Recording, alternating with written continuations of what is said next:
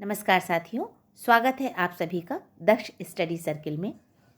इस चैनल पर हमारा प्रयास है हमारा परिवेश और सामाजिक विषय के कक्षा 3 से लेकर के 8 तक की जितनी भी हमारी पाठ्यपुस्तकें हैं उनकी शिक्षण योजनाएं और अभ्यास कार्य के वीडियो देने के लिए हम यहाँ पर प्रयासरत हैं, जिसके अंतर्गत आज हम शिक्षण योजना प्रस्तुत कर रहे हैं। कक्षा 6 विषय भूगोल, पाठ्यपुस्तक है हमारी पृथ्वी और हमारा जीवन, और आज का हमारा पाठ है पाठ 3 ग्लोब, अक्षांश एवं देशांतर। जैसा हम सभी जानते हैं, शिक्षण योजना बनाने के लिए सबसे पहले हम एक ये टेबल जैसी बना लेते हैं जिसमें हम दिनांक, कक्षा, विषय और समय भरते हैं। दिनांक हम उस दिन का लिखेंगे जिस दिन हम इस शिक्षण योजना को अपनी क्लास में लागू कर रहे हैं या पढ़ा रहे हैं। यहाँ पर हम जिस कक्षा के लिए ये शिक्षण योजना बना रहे हैं वो है हमारी कक्षा 6। विषय है सामाजिक विषय के अंतर्गत भूगोल, और समय लगभग 30 मिनट का रहता है हमारी कक्षा का। वही हम यहाँ पर डालेंगे 28 से लेकर 29-30 मिनट तक। और ये हमारा पाठ काफ़ी बड़ा पाठ है, जिसके लिए इसको हमने 2 भागों में बांट लिया है। आज ये इसका प्रथम भाग है। प्रकरण है ग्लोब एवं अक्षांश। लर्निंग आउटकम हम जिस तरह से हमारी किताब में दिए होते हैं उसी आधार पर हम अपने पाठ के आधार पर उसका लर्निंग आउटकम जो भाग पढ़ाया जा रहा है उससे संबंधित लिखेंगे।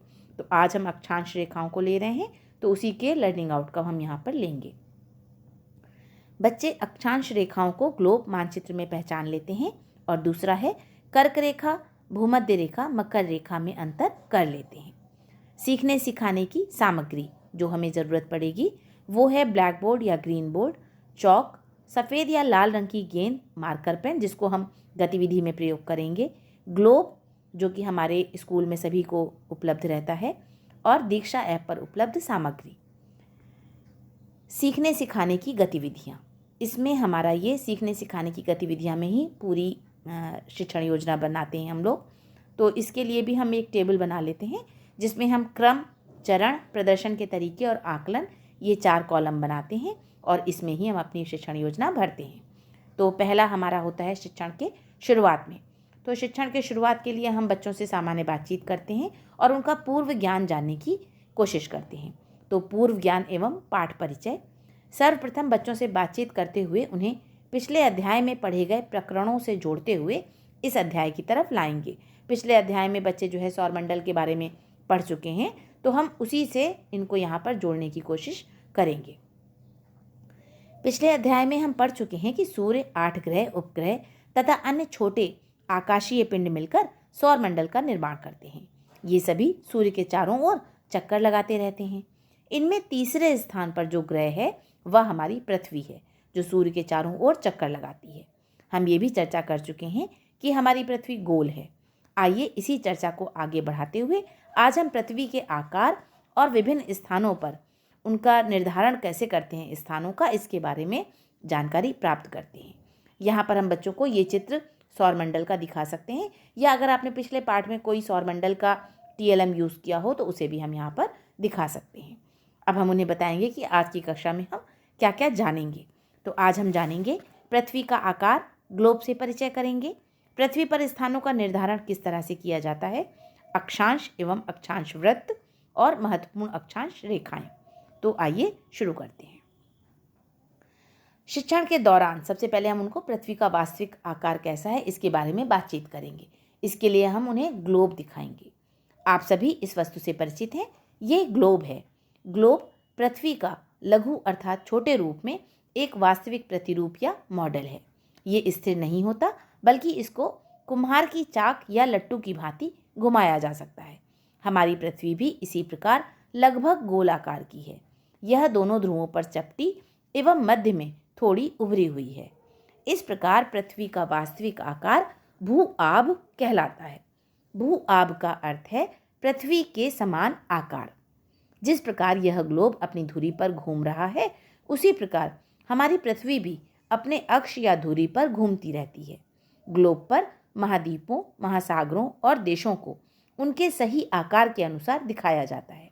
ग्लोब पर सभी चीज़ें एक निश्चित पैमाना मानकर दिखाई जाती हैं, जिससे सभी दूरियां, लंबाई तथा चौड़ाई एक निश्चित अनुपात में दिखाई पड़ती हैं।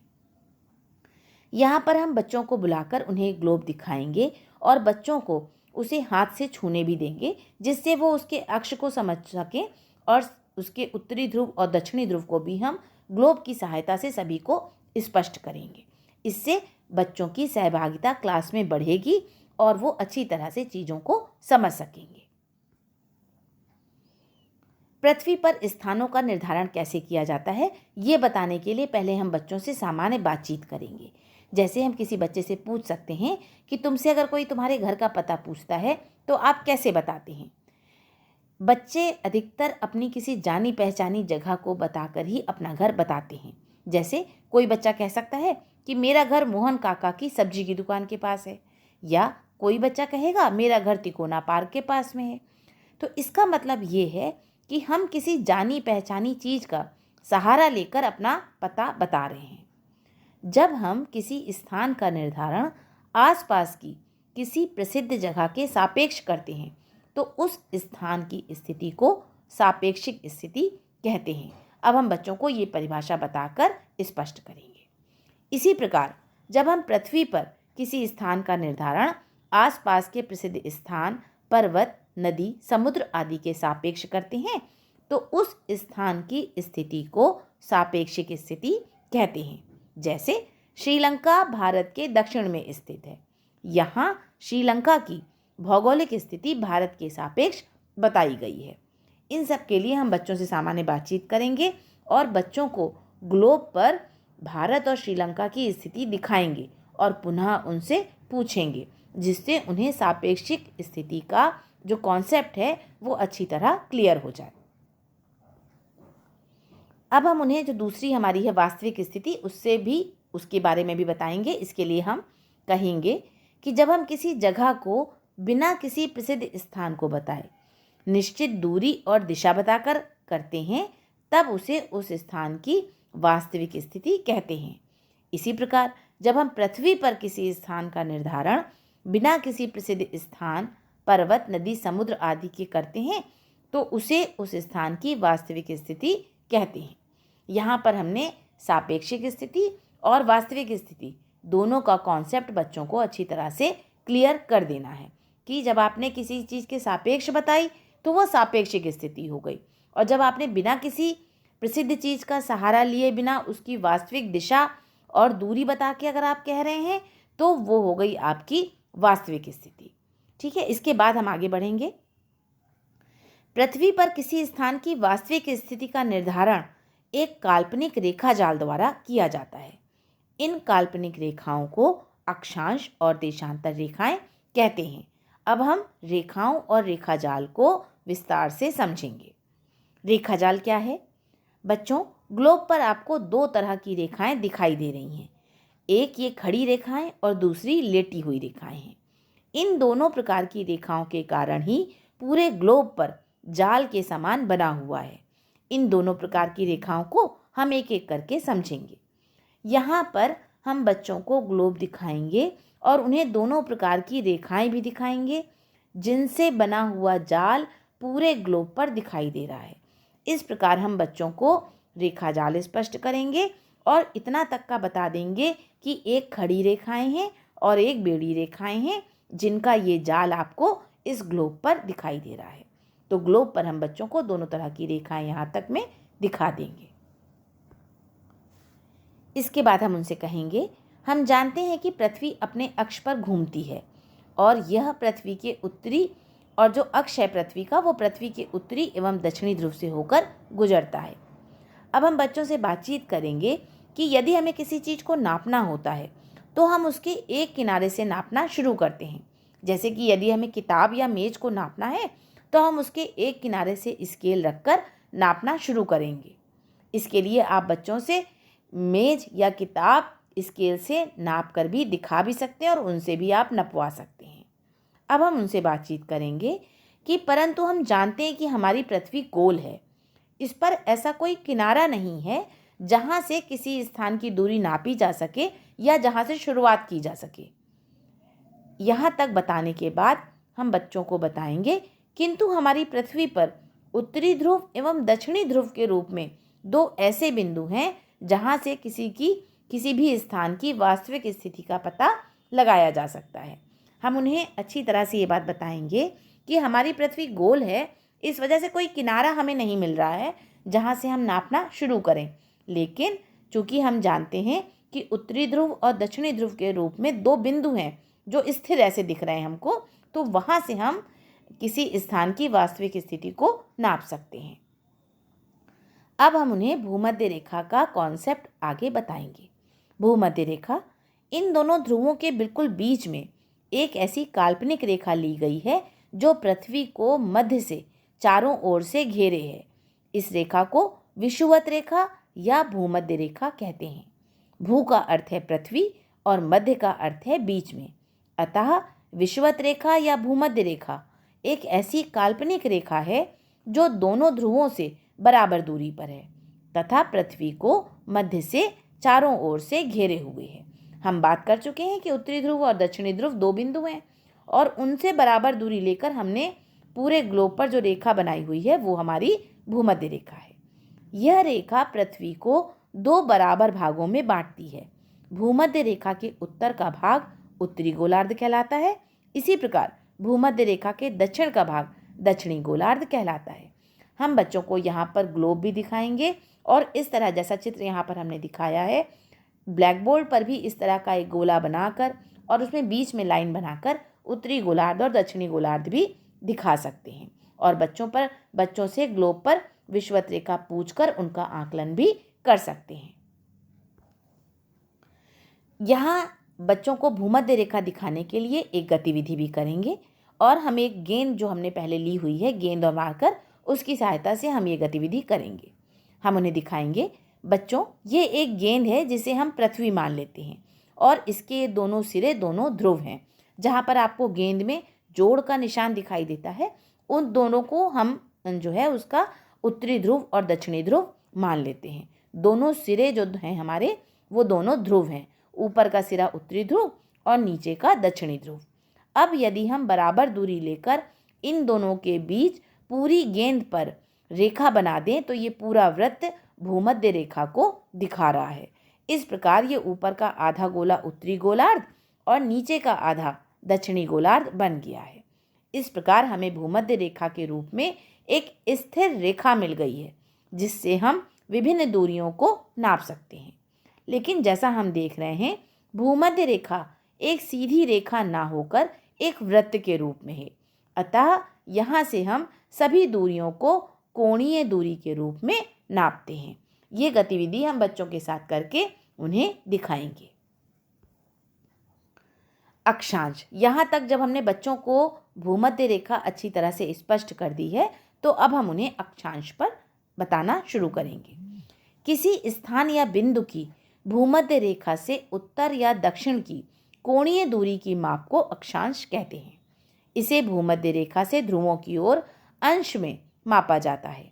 भूमध्य रेखा से ध्रुवों तक पृथ्वी के चारों ओर स्थित सभी वृत्तों को अक्षांश वृत्त कहते हैं।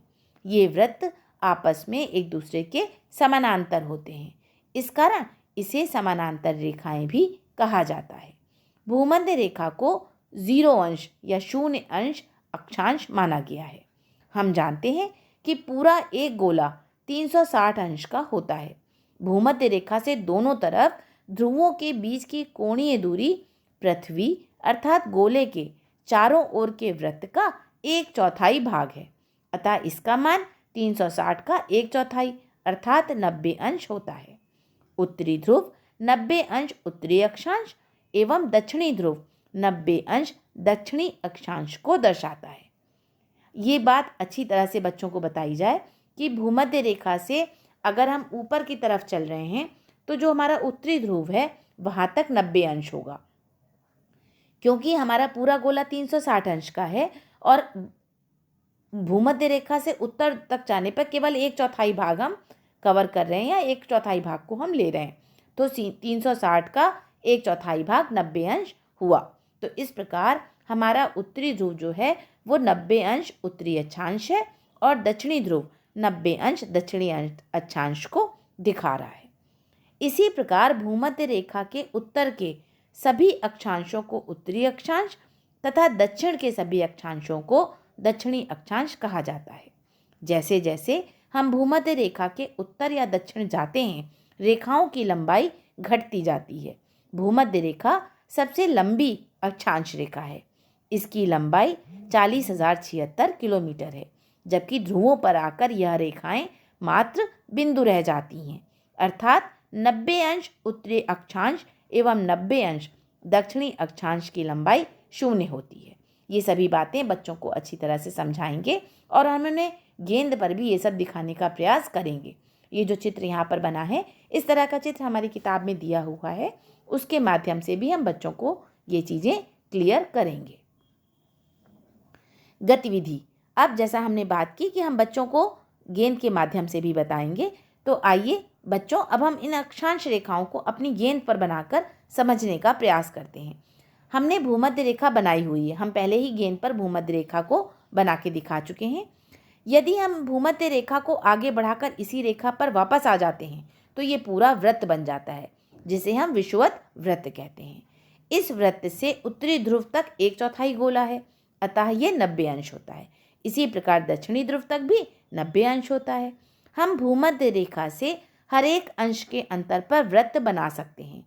हम देख रहे हैं कि जैसे जैसे हम ध्रुवों की ओर बढ़ रहे हैं, हमारे वृत्तों की लंबाई छोटी होती जा रही है और ये ध्रुव पर आकर 0 हो जाती है। जैसा हम देख पा रहे हैं, ये सभी वृत्त एक दूसरे के समानांतर हैं, इसलिए इन्हें समानांतर रेखाएं भी कहते हैं। हम अपनी बॉल पर पेन से इस प्रकार के वृत्त बना करके दिखाएंगे। भूमध्य रेखा का जो वृत्त है वो सबसे बड़ा वृत्त है और जैसे जैसे हम ऊपर और नीचे जाते जाएंगे, हमारे वृत्त की लंबाई छोटी होती जाएगी और उत्तरी ध्रुव और दक्षिणी ध्रुव पर ये वृत्त मात्र बिंदु रह जाते हैं। ये सब चीज़ें हम उन्हें गेंद पर आसानी से बना करके दिखा सकते हैं। इस प्रकार हमने बच्चों को अक्षांश और अक्षांश वृत्त बता दिए। अब हम अपने शिक्षण के अंत में बच्चों को महत्वपूर्ण अक्षांश रेखाओं के बारे में बताएंगे। 0 डिग्री अक्षांश रेखा को भूमध्य रेखा कहते हैं। 23.5 डिग्री अंश उत्तरी अक्षांश रेखा को कर्क रेखा कहते हैं। 23.5 अंश दक्षिणी अक्षांश रेखा को मकर रेखा कहते हैं। 66.5 अंश रेखा को आर्कटिक रेखा कहते हैं और 66.5 अंश अक्षांश रेखा को अंटार्कटिक रेखा कहते हैं। तो इस तरह से हम ये सभी बातें बच्चों को बताएंगे और समझाएंगे। यदि हम एक एक अंश के अंतराल पर अक्षांश रेखाएं खींची जाएं तो मानचित्र पर इनकी संख्या 179 होती है। 90 अंश उत्तरी अक्षांश और 90 अंश दक्षिणी अक्षांश रेखाएं मात्र बिंदु रह जाती हैं, अर्थात ध्रुवों पर इनकी लंबाई 0 होती है। ये सभी बातें हम इनको शिक्षण के अंत में बता के अपने पाठ को पूरा करेंगे। इसके बाद हम बच्चों पर पढ़े गए पाठ पर आधारित अभ्यास कार्य पर चर्चा कर लेते हैं। तो यहाँ हमने एक अभ्यास कार्य लिया है जो है रिक्त स्थानों की पूर्ति कीजिए। यहाँ पर हमने कुछ शब्द दे दिए हैं, कर्क, मकर, भूमध्य, भूआब और रेखाजाल, और ये जो रिक्त स्थान है इनमें यही शब्द भरे जाएंगे। इनको हम बच्चों से बातचीत करते हुए ब्लैक बोर्ड पर लिखकर करा सकते हैं। हमारी पृथ्वी का वास्तविक आकार कैसा है? भूआब है। तो इसको हम यहाँ बच्चों से बातचीत से और उनसे आकलन करने के लिए इस तरह से पूछ सकते हैं और इन हमारे जो ये रिक्त स्थान हैं इनको हम बच्चों के साथ पूरा करा सकते हैं। इसके बाद एक और अभ्यास कार्य हमने यहाँ पर लिया है। दिए गए प्रश्नों में से सही कथन पर सही और गलत कथन पर गलत का निशान लगाएं। इस तरह भी इसको ब्लैक बोर्ड पर लिख करके कराया जा सकता है। जैसे ग्लोब स्थिर होता है तो आपने बच्चों को दिखाया है ग्लोब, तो वो बताएंगे कि नहीं ये स्थिर नहीं है, इसको हम घुमा सकते हैं। तो इस तरह से बच्चों का आकलन भी हम साथ साथ कर सकते हैं। इसके बाद हम बच्चों को गृह कार्य देंगे। इस पाठ से संबंधित कुछ कार्य आप अपनी कॉपी पर करिएगा। आपकी पाठ्यपुस्तक पृथ्वी और हमारा जीवन के अभ्यास कार्य में प्रश्न 1 के भाग क, ख और ग प्रश्नों का उत्तर अपनी कॉपी में लिखिएगा। ये प्रश्न उसी तरह के हैं जो हमने आज जो भाग पढ़ाया है उसी से संबंधित को हम गृह कार्य में देंगे। अब हम यहाँ पर अपने बच्चों को एक प्रोजेक्ट कार्य भी देंगे। इससे बच्चों की पाठ में रुचि बढ़ती है। जैसे कि गेंद पर या मिट्टी का गोला बनाकर उस पर उत्तरी ध्रुव एवं दक्षिणी ध्रुव तथा प्रमुख अक्षांश रेखाओं को बनाइए। क्योंकि ये चीज़ हम क्लास में आज करा चुके हैं, तो इसे हम बच्चों को गेंद पर आसानी से बनाने को दे सकते हैं और गेंद हर एक बच्चे के पास आसानी से उपलब्ध भी रहती है, जिस पर वो मार्कर से या स्केच पेन से आपको बना करके दिखाएंगे। तो इस प्रकार से हम अपना शिक्षण कार्य करेंगे और ये शिक्षण योजना हमारी यहाँ पर पूरी हुई। आशा है आपको ये शिक्षण योजना पसंद आई होगी। अगर आपको ये अच्छी लगी तो आप हमारे चैनल को लाइक कीजिए और सब्सक्राइब कीजिए। साथ ही इसे अपने दोस्तों के साथ शेयर भी कीजिए, जिससे हमारे जितने भी शिक्षक बंधु हैं उनको इसका फ़ायदा मिल सके। साथ ही ये शिक्षण योजना बीएड और डीएलएड के स्टूडेंट्स के लिए भी बहुत उपयोगी होगी। तो आशा है ये आप इसे लाइक और सब्सक्राइब करेंगे। हम जल्दी ही आपसे फिर मिलते हैं। धन्यवाद।